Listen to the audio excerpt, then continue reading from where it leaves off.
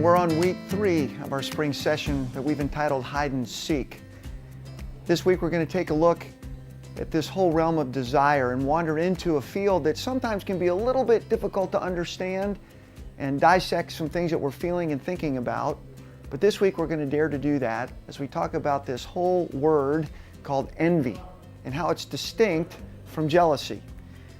And so I hope that you'll be with us and really be willing to dig in and really be honest with yourself about some of the things that go on inside of us when we see other people prospering or doing better than we're doing or making progress where maybe we're not. So we're going to take a look at that tonight. It's going to be a challenge, and I think you'll enjoy it.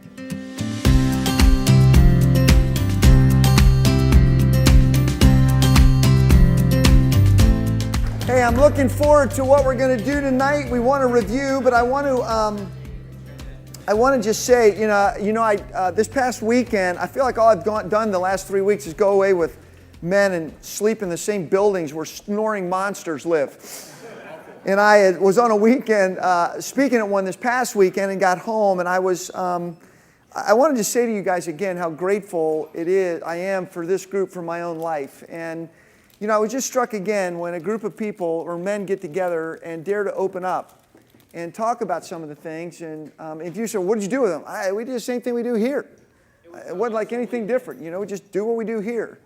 But it's amazing what transpires when people allow themselves just the openness to go places maybe they don't normally go, or dare to talk about things that maybe they think are too difficult to talk about, and they find out, it really wasn't that painful. It was a good thing. And so I want you to know that there are other men trying to do what you're doing, and it's a good thing.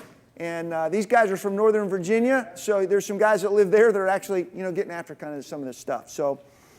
But tonight we're going to take another look at one of these qualities, and I'll introduce it in a minute. But I want to just, again, help us understand that one of the things that we're trying to do in this 6 weeks is daring to address often things that go unaddressed, or bring to light things that often live in the, you guys could say that with a little more pop to it, maybe.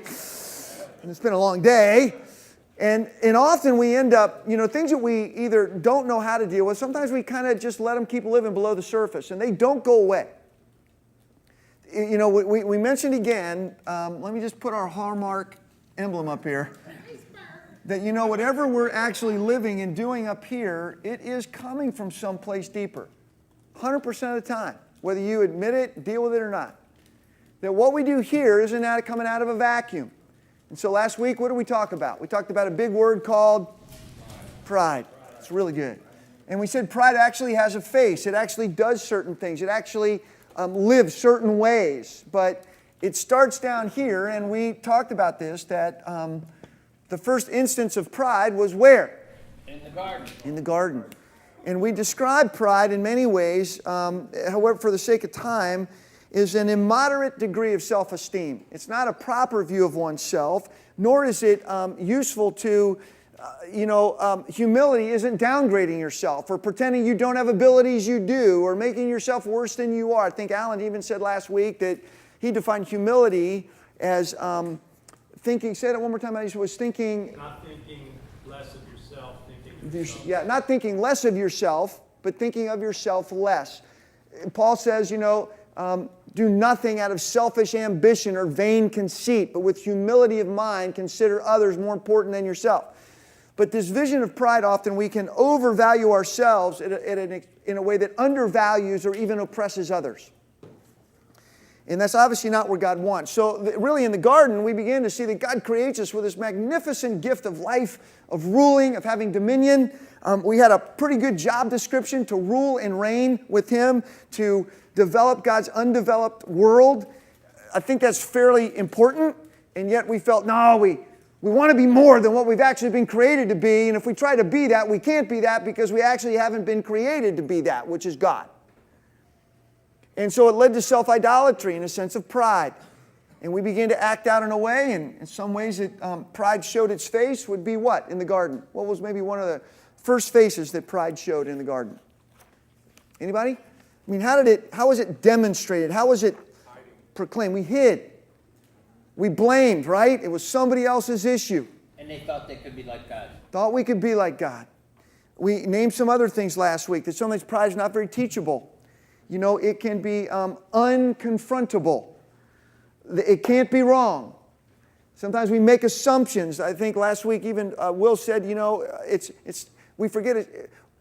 Humility in some way says, I want to be better. I want to be all that God did create me to be, but I don't have to be better than somebody else to be better. Being better doesn't mean I have to be better than somebody. How about just being better than maybe I was yesterday in terms of my attitudes, my perspectives, my level of gratitude, and those kinds of things. So, and then we talked about an antidote to this would be what? Maybe one way you can begin to deal with pride is to be what? Humble. And humility, again, somebody asked the question, well, give me just some steps to, how do I just not be prideful anymore? And I don't know an easy step, but I will tell you this. I think when this heart really gets constrained by a greater love, you're humble. People say, what's the easiest thing I can do to be, humble? I say, well, think of Jesus Christ. The scriptures say this. Though he existed in the form of God, he did not regard equality with God something to be grasped or held on to, but he emptied himself and took on the form of a servant, in the form of a man, and he humbled himself to the point of death, even death on a cross. And so why did he do that? Why did Jesus do that?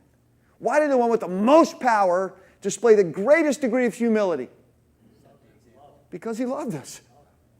And if the greatest power didn't have to be prideful, but he came and he loved us, what would it do if our hearts could truly be more constrained by this love of God and it caused a sense of gratitude in us? I don't think we'd walk around thinking we're bigger than we really are or need to be more than what we really are.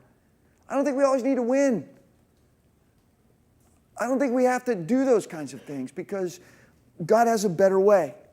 And I think as he gets bigger, we get rightly, if you will, tuned in or rightly sized again. We get right-sized again. When I say the word envy, what does anything come to mind when you just say image, like desires, images, thoughts of when you just hear envy?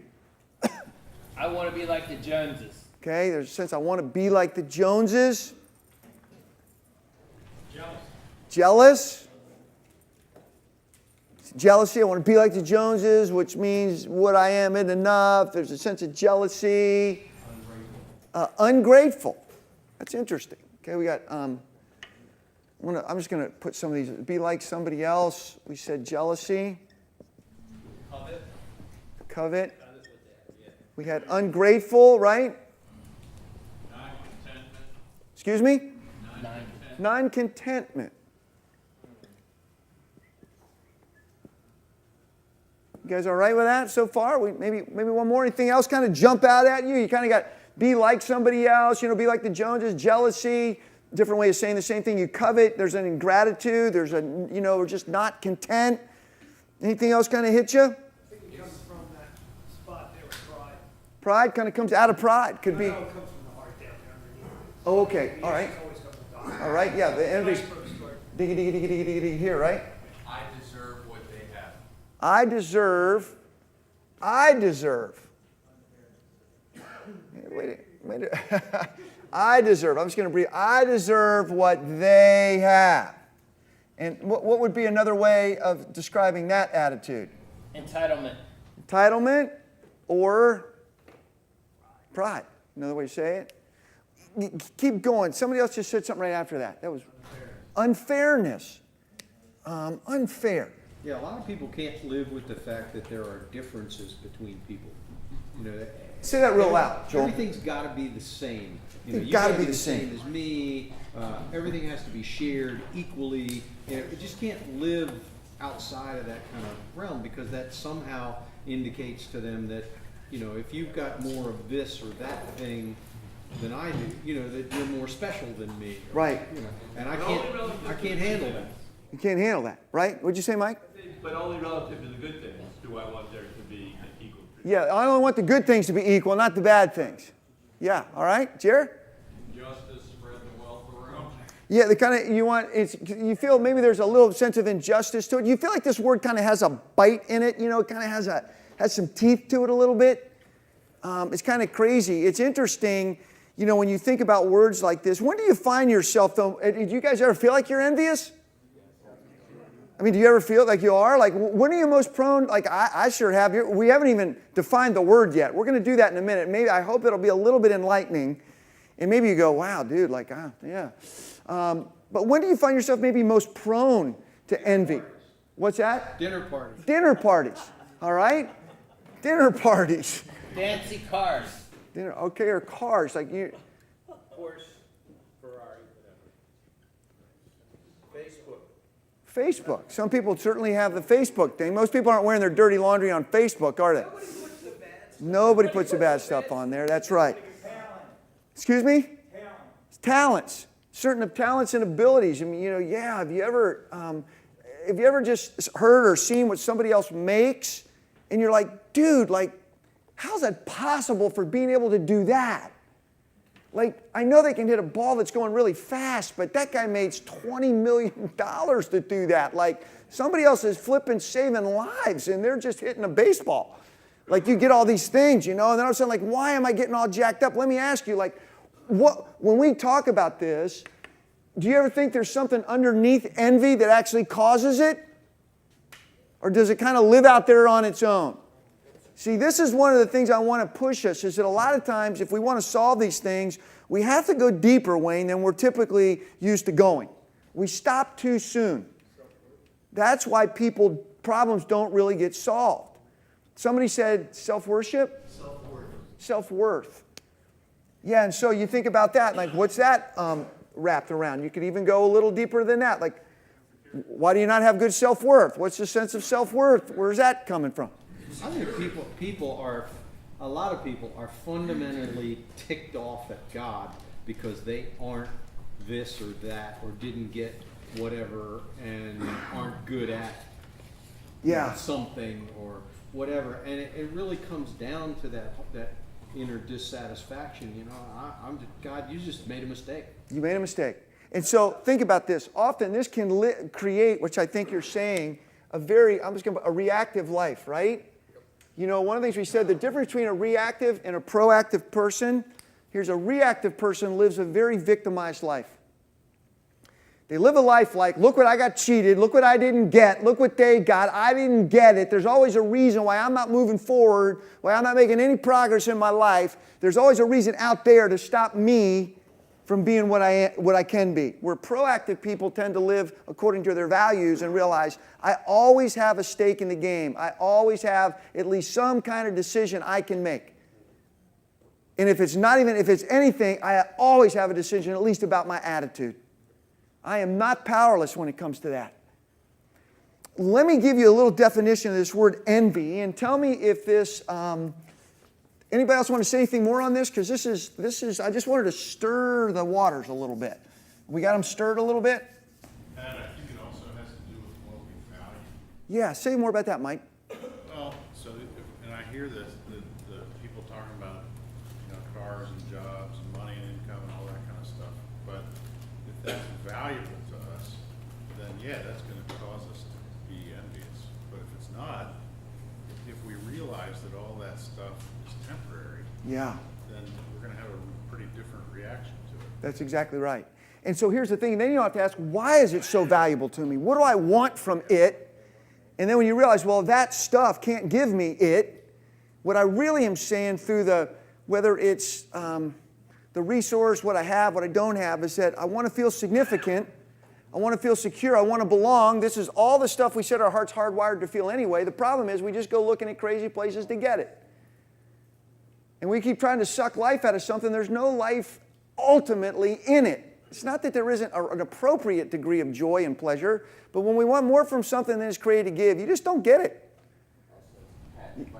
Real loud, Paul. We get it twisted, I think, that, when we're in that, and I've been in that more times than I care to think, but, I think that it's injustice, and it's not at all. I mean, injustice would be a little kid starving to death. Yeah. You know what I mean? But injustice isn't, maybe I had to overcome something like. Right. And then I think that for a long time I blamed God, We do. Which is like, and that's why I keep searching the wrong way, because Yeah. He's ultimately, Yeah. fill the hole. Isn't it interesting how often we make God our enemy without even knowing we're doing it? Just hearing us talk about this, like Somehow we're almost like children, like kids, even though we're big people, so to speak. Like kids often want what they want when they want it, right? And when they don't get it, sometimes you have to coach them in this and help them grow up. They do what when they don't get what they want? They whine, they pout, they nag you, they cry, they throw a fit. Sometimes they do a lot of, we do the same stuff. We just do it different ways, in more culturally acceptable ways, so to speak. And then we blame God for it. Yeah, Jared?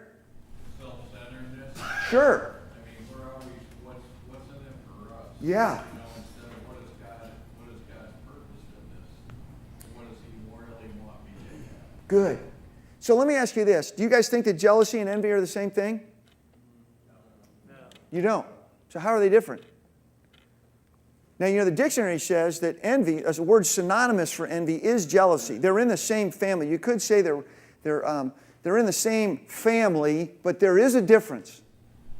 I think that envy, you can envy something and not have another individual involved, it's just yourself. Great. But usually jealousy involves your being envious of another individual, so it involves at least two people. Okay? That's interesting. One of the 7 deadly sins, and jealousy's not. Okay? One of the 7 deadly sins, jealousy's not. Yeah, go ahead. That's good. It's just fun to hear. Yeah. When I think of jealousy, I think of taking. When I think of envy, I just think of wanting. Okay, when jealousy is taking, envy wanting, maybe the definitions will help clarify some of that a little bit. It's interesting, the Bible does say God is jealous, you know that? Never says that He's envious. Yeah, Dave? Envious is over material things. That you want something you can't have. Jealousy has to do with relationships. You're jealous, and you might lose relationships. Okay, you're limiting jealousy to relationships. The envy could be broader.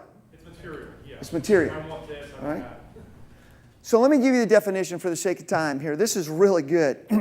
Definition of envy from the Greek word, I can't even pronounce it, but it's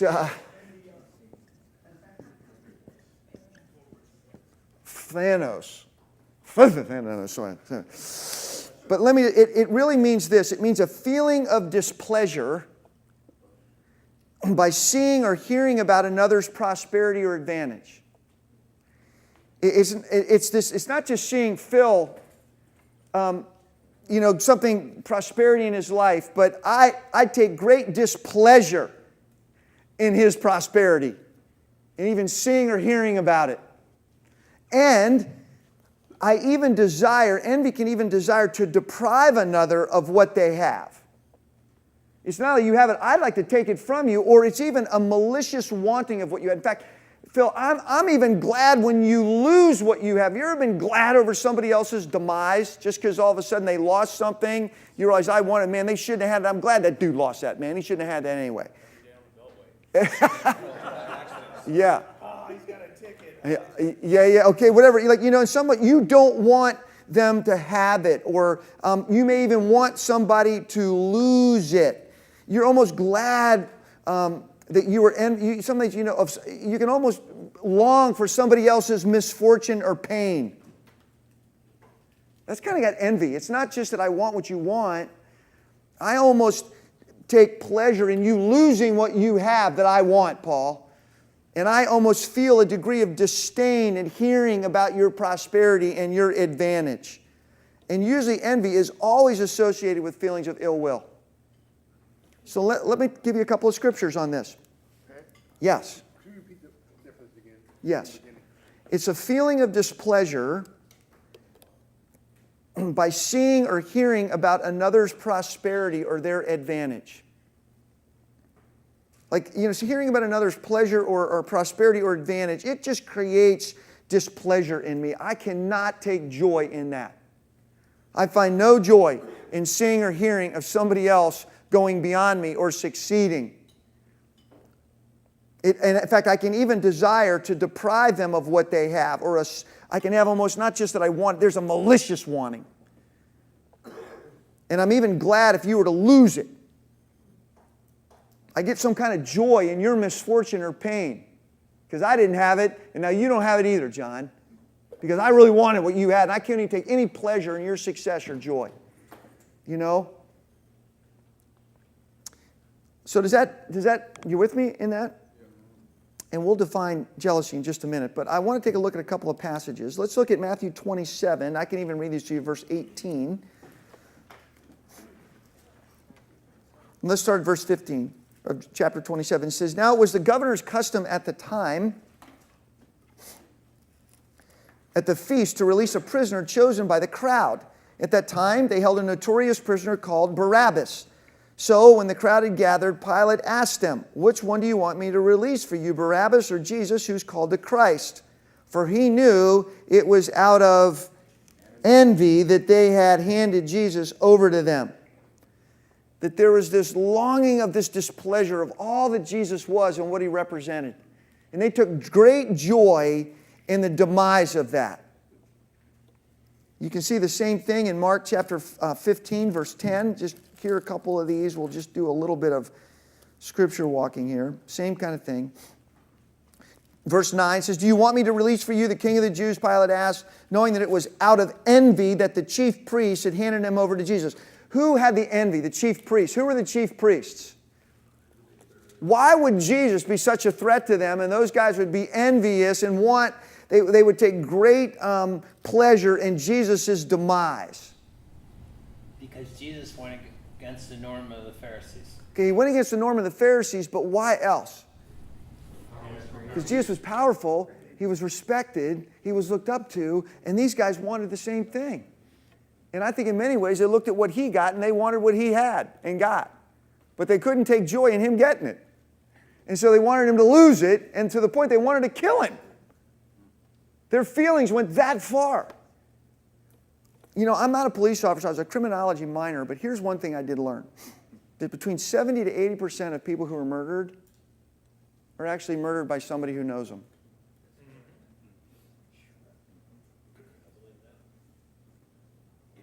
Like some level, this stuff gets crazy. Like you can get that much rage, that much craziness that can go places. Let's maybe look at maybe one more. Philippians 1:15. Hey guys, and let me tell you this. If any of you ever want notes on some of this after, I've never said this and I don't know why, but if you just let me know after we meet and say, "Hey Goody, could I ever have some notes just to fill in some things?" I'm happy to provide those for you guys and give you, okay? Let me see what I'm trying to do. 1:15. Here's Paul talking, Philippians 1:15. He goes, "It is true that some preach Christ out of envy and rivalry, but others out of goodwill. The latter do it in love, knowing that I am put here for the defense of the gospel." And what Paul is trying to say here is that, you know, he was preaching the gospel, and some people do it out of love, and he was very affirmed. But he said, you know, some people are trying to do what I'm doing because they're envious of me, and they want to get the kind of approval and affirmation and response that I'm getting.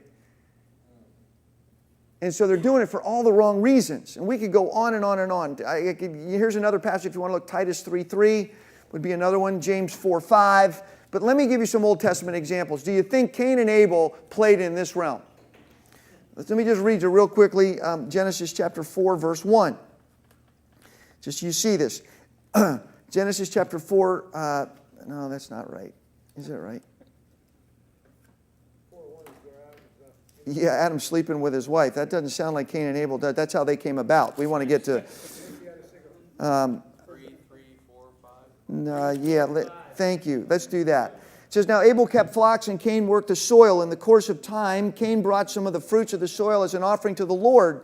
But Abel brought fat portions from some of the firstborn of his flock. The Lord looked with favor on Abel and his offering, but on Cain and his offering he did not look favorably. So Cain was very angry and his face was downcast." That kind of vision of very angry was also this vision of envy, that some of these qualities that we're going to talk about, we're going to talk about anger next week, these things kind of flow into each other a little bit. You're going to start seeing it kind of makes a paint stew, and it's a little bit hard to dissect. But you also see this in 1 Samuel 18 with David and Saul, that Saul was very envious of David and in turn wanted to do what to him?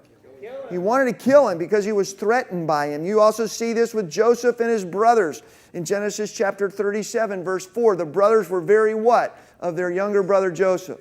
They were very envious. They weren't just jealous. They were beyond that. They did not take pleasure in hearing of his prosperity.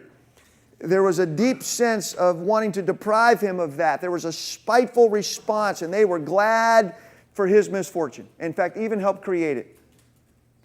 Do you see what I'm saying there? Is that good? Now, I did tell you that a word that is synonymous with this, and these guys kind of go together, is this word jealousy. And it's even, jealousy is even translated envy in some passages in the Scripture, places like Acts 13, 44 and 45. But there is a difference from envy in this way. Envy desires to deprive another of what they have. Jealousy desires to have the same thing. Jealousy in many ways, I just want what you have. If I could get what you have, Paul, I'd be happy. I'm just want what you have. No, you wouldn't. Yeah. So envy not only wants what he has, but I also would like to see you deprived of it. So now it's in my hands and not yours. Jealousy does imply wanting something or someone that is kind of properly belonging to us. Like, I can see a lot of things and I'm not jealous of that. You know what I mean?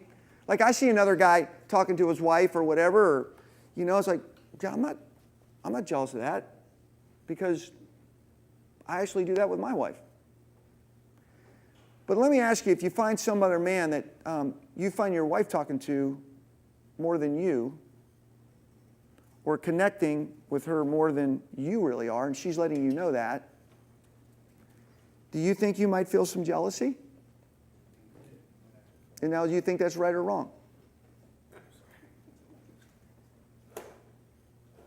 See, now you're confused, right?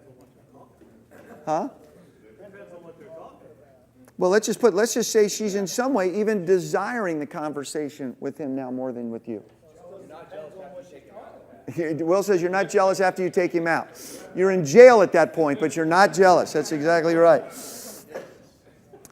Here's what I'm trying to get at. Jealousy sometimes, I would say this, could be rooted in a proper longing for something that goes unmet, and or could be misdirected. And we'll look at a few passages in this. But jealousy does. It implies wanting something that's regarded as properly belonging to us. It also implies an intolerance at some level of a unfaithfulness or a rivalry. Let me read to you guys from 2 Corinthians chapter 11, verse 2. This might make a little more sense. Paul says, I hope you will put up with a little of my foolishness. This is where he's kind of trying to help these people say that he really reasonably is worth respecting as a super apostle. And he basically says, you are already doing that. I hope that you will put up with a little bit of my foolishness, kind of tongue-in-cheek, but you're already doing that. He goes, I am jealous for you with a godly jealousy. That's interesting, isn't it? Like, how many of you think jealousy is just something negative? He says, look, I'm actually jealous for you with a godly jealousy, for I promised you to one husband, to Christ, so that I might present to you as a pure virgin to him. What I'm trying to say is that there is a time, I think, where a passionate commitment to something which rightly belongs to you, when it's given to the wrong place, it can create a sense that this is going in a wrong way. It's going to be taken away. So, for instance, in a love affair, and we'll read this, how can God be a jealous God? Let's just read it if you don't think he is. Let's look at this. Let's look at Exodus real quickly. Let's look at Exodus chapter 20. And then I want you to, maybe we'll see how this is, what I guess I am trying to say is I think there is a jealousy that can be in the realm of something that it's understandable and it's right. And at the same time, there can be a jealousy that can be wrong, and it can even move into the realm of envy, which can be incredibly destructive. John, were you going to say something? God wants all of our hearts. It's that plain and simple. Yeah, there. And when it's given to something else, Anything else is idolatry. right, and it's also unfaithfulness. And here's why he's jealous of it, because that's an affection, if you will, that was rightly his. That affection rightly belongs to him. And when it isn't given to him, he wants it because it's due. Does this make sense? This is why, I used a crazy example, but if for instance, in a marriage relationship, if you see one of the spouses giving the affection that's due to the one they already promised a loyalty to someone else, there's a right sense of jealousy to that. There's a commitment that that's supposed to be here, not there. And this is why even our relationship between a man and a woman, even in Scripture, is one of the metaphors used to talk about our relationship with God. Jesus is the groom, His church is His bride. Interesting. So I just want you to hear the Scriptures to make sure you know I'm not making this stuff up, okay? This is Exodus chapter 20, verse 5. He says, you shall not bow down to worship them, talking about making for yourself any other gods, or worship them, for I, the Lord your God, am a jealous God. Punishing, he goes on to say, the children for the sins of their fathers to the third and fourth generations who hate me, but showing love to 1,000 generations of those who love me and keep my commandments. Let's take over to chapter 34 of the same book, and real quickly, verse 14. I'll start at verse 12. It says, be careful not to make a treaty with those who live in the land where God's taken the nation of Israel. Make a treaty with those who live in the land where you are going, or they will be a snare among you. Break down their altars, smash their sacred stones, cut down their Asherah poles. Do you guys know what Asherah poles were? They were basically idolatrous poles that were built like phallic symbols, and people would worship these things and give their allegiance to it. Now, does God being mean just say, break down those altars and all those idols in those things? You being mean? No, he couldn't be more loving in many ways, because he's saying, you weren't meant for that, you're meant for this. And then he goes on and says this, do not worship any other God, for the Lord, whose name is jealous, is a jealous God. Meaning your affections, your passionate commitment to something rightly belongs to God. And when it goes somewhere else, He's not good with that. And I don't think we ought to be good with that either. That's why some of these other things that often get our affections, it's not maybe that they're bad in their essence, but they're misdirected, and it can cause craziness, right? So are you guys kind of getting the distinction here? Again, I know this is a little bit hard, but I'm trying to push the envelope. Is this making any sense a little bit? Okay. So let me ask you this before we get into our groups around the table. If you had one vote as to what you think envy is rooted in, at the heart level, what do you think that would be? Pride. Okay, well, we're going to erase this, because I would say that's not it. I'm not saying it's not one of them, and I'm not even saying I'm right, but I do have something in mind. Love, maybe? Want some type of love that you're not getting. Okay? This fits in that arena. Again, just think about this. You know, envy, again, is a displeasure of seeing or hearing about another's prosperity or advantage. It's even wanting to deprive them of that which they've seen, a malicious unwanting for them. I'm even glad when you lose it or experience misfortune around what I see you have, Paul. You know? Desire, but what would cause, I mean, if you had this, you probably wouldn't have a whole lot of that. Gratitude. I would just simply say, you can try this on, but that ingratitude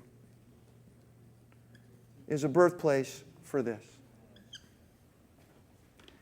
Because if you really understood, there's a lot in ingratitude too. Because one of the things gratitude says is this, you realize everything that we have is a gift. It wasn't my idea first. So if it's a gift, I'm not getting cheated. You know, Paul said it this way, in Him you live and move and have your being. Like, whose world do we live in? And whose air are we breathing? Whose food are we eating? Like, you know, like, it's huge.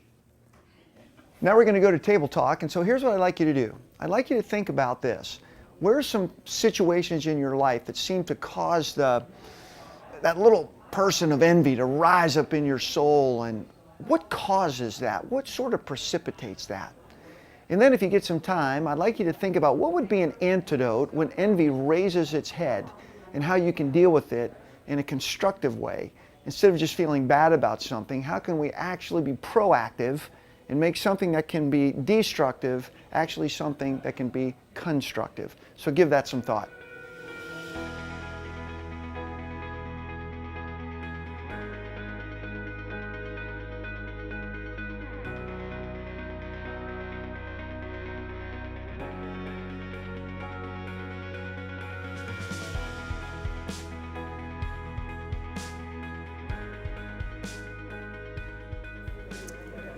Hey, let's do this. I'd love to, again, I want to just say again, sometimes splitting this difference between envy and jealousy because they live in the same family is trying like to divide paints. It's a little hard to do. But I will say, to be jealous is more to want something another would have. And I would say in a good way, sometimes that which you want, you're really due to have. That's why God can say He's jealous at times. Okay, this is very simple definitions. That something is meant for you when it gets improperly given away, you can be jealous that it's gone away because it wasn't meant to go away. The envious piece, though, kind of has a bite to it. There's a certain amount of disdain towards the person you have these feelings toward. And there's an ill will. I can be jealous without having ill will. I can just want what somebody else wants without necessarily wanting them to lose it or having ill will towards them for having it. And somehow make a judgment about the person in my wanting, if that makes sense. So let's just kind of deal with these two together if it's okay, if we can. And I would love to just talk about, okay, so we've talked about this, but what are some ways that we can begin to get at some of this? Maybe what would be some ways that if we want to keep growing as people, growing as men, not being afraid to deal with this stuff, how do we then bring it into the light and begin to deal with it a little bit more? And so I'd love to hear a few things you guys came up with. John, and then we'll, Jeff, and then we'll go to Tyler in the back. I came up with a list. Great. Wow, got a list. First we got expose it to the light. Oh, yeah, okay, good. So say a little bit about that. Exposed to the light, meaning? So when you talk about it, you can't live. We were able to share some things that we're envious about, and just by talking about it, it's like arming yourself for battle. Yeah. Okay, so we got a sense of just being honest about it, just saying, look, this is maybe another way is just, confessing it, right? I mean, here's the deal. How many of us in this room have ever felt jealousy? Like, okay, let's just go. Like, okay, look around the room like you ain't the only one, okay? How many of you even had a bite in your feelings towards another? You ever seen somebody that's like, dang it, why does that guy have that? Man, that ticks me off that he has that. And then you all of a sudden you feel like, man, I don't like that guy. I've never met him. Like, I hope something bad happens. Or you see somebody lose something, it's like, oh, yeah. Or, like, it's even in a football game. This can be this simple, but you see a guy kind of cocky on a play, and maybe the next set they get the ball, he gets, like, jacked up and knocked out. You're like, deserve that, dude. I don't care that they're in a neck brace and they're taking you out. Like, you had that one coming, sucker. And, like, you almost take some joy in that. You know what I mean? It's like, man, what is that about? So anyway, okay. Tyler, you had something. I think this was stirred up a little from the conversation, this piece, but just praying. Praying.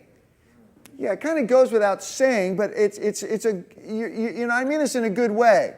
We are never going to go wrong doing that. Did you guys say anything more about that in terms of, Chris, just say real loud, just give it a little more fodder to that. As we were praying about the situation, God, illuminated more about the situation. Yeah. And brought more things to light. Yeah. As I was praying. So think about this. Let's go back. Okay, do you think God wants to heal this or just make you feel bad about stuff that's in it?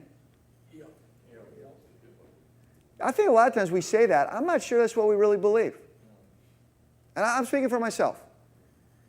If I ask this, how many of you in this room feel that God is disappointed in you at some level? Like He's just like, it's like we all raise. I mean, then why is that? Like if there was ever a point that God was disappointed in us, most disappointed in us, when do you think it would be? When we sin. This is my point. Like, when did Jesus save us? While we were yet sinners. Like, it ain't going to get any worse than when He actually acted on our behalf. And somehow, it's all about grace, Will, when you meet the Lord, right? And then somehow, after something changes. Like, it's all about Jesus when I come to Jesus. And after a short period of time, now it's all about me and how I'm doing. And I've said to a lot of people, if you're going to live that way, you need to tell the next person you're trying to ever lead to the Lord to say this. Just know this, it all starts with God and His grace. But in about 6 months, it's all going to be about you. And you're going to feel so bad about yourself in about 6 months to a year. This is going to drive you crazy because you'll never know if this God who created the world is really for you, even though that's the thought that actually got you in this game. Thanks. I want to give you one for me because I want to throw one in, then we'll get a couple others. This is just a little discipline. And it's really helped me is just practicing gratitude.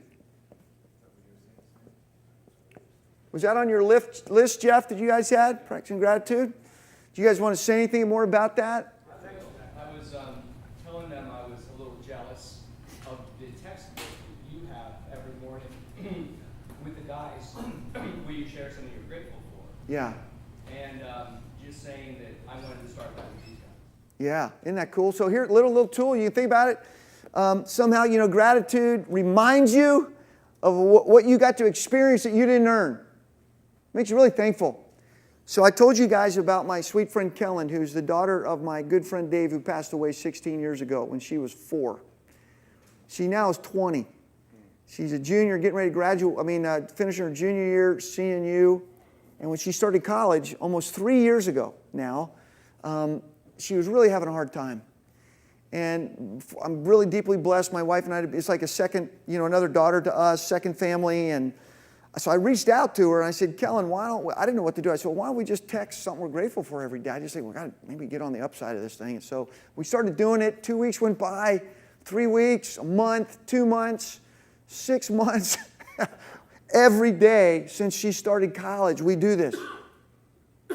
We've been doing. I even asked her earlier this year, you want to keep doing this? Yeah. I'm not kidding you, within 15 minutes every day of getting up, I start my day by sending a text message to Kellen. On Thursday mornings before I come to Ironmen, she gets a text message at 5 in the morning. And she happens to be up early that morning, going to a study with some Young Life kids at 6:15, so I get one back.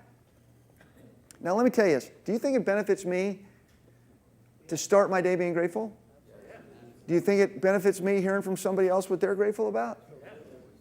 And some of this isn't rocket science. It could be like, I'm really grateful. I had a great time studying for a test last night. I'm really grateful for a conversation I had with my friend. So I started doing this with my grandsons, 2 of them. They finally have these phones. They're able to actually talk to me, a little bit. And here's what theirs goes like. I'm really thankful that you guys came and spent the weekend with us last weekend. I love being with you. Here's what I get back. Cool. That's all I get back. Cool. Next day, I'm really thankful for my Monday night Ironmen group. Next day, I don't get anything that day. Next day, and they'll go, that's great. Or then out of nowhere, I'll get, I'm grateful for my family. I don't care what I get, when I get it. Here's what they're hearing. They're hearing a granddad trying to say what he's grateful for because I need to. And I'll take anything those boys give me back. Because I'm trying, and I can say, you guys need to be more grateful. Be grateful. Well, instead of just telling them to be grateful, let's practice it, and then they'll learn to be grateful. But it helps, And I think that this down the road helps you when you see stuff other people have to realize, man, there's stuff I have too that I didn't earn. That's a good thing, right? I'm just trying to give you practical examples that I'm in the weeds. I have to bring myself out of this too. So, here's a thought in regard to that. I would say, the next time maybe we even feel jealousy or envy towards another, that you practice the discipline of maybe thanking God for that person's life. Like I'm trying to do that. Because I don't know their story. And I think, when we begin to do homework on ourselves, like these feelings we have don't come out of nowhere. Like, it's not a bad question to ask yourself, why does that jack me up so much that they're doing so well or have that, or I have this disdain? Like, what is it about me? Because they're not the problem. You need to know that. Like, for any of us, it's like I got 100% say in what I'm feeling and what I react to and what I don't react to. And so let me read you one last little passage of Scripture because it gets at what we're hearing here. 1 Timothy chapter 6. But godliness, verse 6 of chapter 6, but godliness with contentment is great gain. Boy, isn't that interesting, isn't it? Godliness with contentment is a great gain. Then hear this. For we brought nothing into the world, and we can take nothing out of it. But if we have food and clothing, we will be content with that. People who want to get rich fall into temptation and a trap and into many foolish and harmful desires that plunge men into ruin and destruction. Get this. For the love of money. Does it say money? No. It says the love of money. Money is neither really here nor there. The love of money is a root of all kinds of evil. For some people, eager for money, have wandered from the faith and pierced themselves with many griefs. And then it says this, command those who are rich in this present world not to be arrogant or to put their hope in wealth, which is so uncertain, but to put their hope in God, who richly provides us with everything for our enjoyment. Isn't that beautiful? And then he says, command them to do good, to be rich in good deeds, and to be generous and willing to share. This way they will lay up a foundation for themselves as a firm foundation for the coming age, so that they may take hold of the life that is truly life. And I would say this, there's none of us that can't do that. Being grateful has nothing to do with how much you have. It's how you see what you have. And so I just want to be a man whose life, I think as we're saying, gets more overwhelmed by this love of Christ. And as I think we practice some of these things, God has a way to get at it and begin to release some of the Velcro holds that some of these things have on us. Because I know this, the freer we live, man, the journey is just so much more enjoyable. And I'm telling you, when you don't feel like there's stuff you got to hide, man, is it life-giving. You know, I'll give you a final illustration of this. I went away Friday, and Betsy went one direction down in Williamsburg to a conference, and I'm out to Emmitsburg, out in this camp with snoring men in the woods. And something took place before I left between her and me that I didn't know whether I wanted to talk about or not. And I'm driving, and I got to speak to guys 4 times. And what do you think the thing I'm thinking about most is? The thing you're talking to Betsy about. Well, it went all weekend. I had to hold it. I didn't get to talk to her. And it was weighing on me, man. And then when I even got home, I wondered, well, should I bring it up again? It's this whole light thing, and then I'm thinking of us. And I'm thinking, and in my mind, I feel like the Lord's saying, hey, Goody, like, you're the one helping these guys. Like, you're going to be a liar if you don't do what you're... Like, dude, you're going to be two-faced, and they may not know it, but I know it. Like, and I couldn't live with it. So literally laying in bed last night, I said, hey, there's something I got to talk to you about. So we have this get in the light moment. And it was, and basically to her it was like, yeah, okay. And I'm like, do you know how much this has weighed on me for the last 58 hours? And I'm thinking, man, I could have made a phone call on the way to that stinking weekend and been done with that. But I didn't. And I'm processing, why didn't I wait? Like, God loves me? What took me so long? The pride, and okay, Lord, thank you. I know you love me. I know you're not disappointed in me. I'm a little disappointed in me, but I'm glad you love me, and He's coaching me back. So you guys get me back in the game, and I just want you to know, like, I'm learning from this stuff. This ain't just for you. So if you ever deal with anger and want to not have to talk about it, miss next week. Because that's where we're going. We're going to add a little bit of anger mojo to the envy, jealousy mojo, to the pride mojo, and experience the love of Christ in all of it. How about that, huh? Because that's how we get over this stuff. God's not about leaving us the same. We're actually butterflies meant to fly even though we look like caterpillars. Our DNA is, I am a flippin' butterfly. And we're going to keep growing. But you could not if you choose not to. Well, let's stand and do our verse, and we'll call it a great day and clean up, huh? You ready? Here we go. 1 John 1, 5-7. This is the message that we have heard from Him and declare to you that God is light, and in Him there is no darkness at all. If we claim to have fellowship with Him, yet walk in darkness, we lie and do not live by the truth. But if we walk in the light, as He is in the light, we have fellowship with one another, and the blood of Jesus, His Son, purifies